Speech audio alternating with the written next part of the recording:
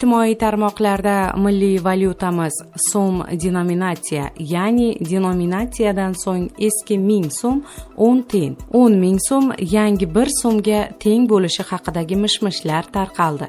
Bugun Markaziy bankda matbuot xodimlari uchun bo'lib o'tgan press konferensiyada O'zbekiston Respublikasi Markaziy banki raisi Mamarizo Nurmurotov bu tarqalgan ma'lumotlarga oydinlik kiritdi.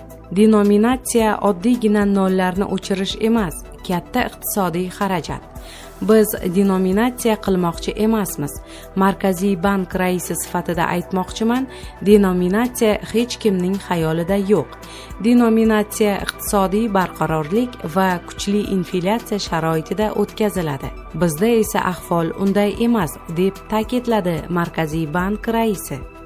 Ma'lumot uchun, denominatsiya bu moliyaviy islohotning bir turi bo'lib, u valyuta nominal qiymatini kamaytirishni, bir necha eski namunadagi qog'oz pul o'rniga bitta yangi namunadagi banknota ishlatishni nazarda tutadi.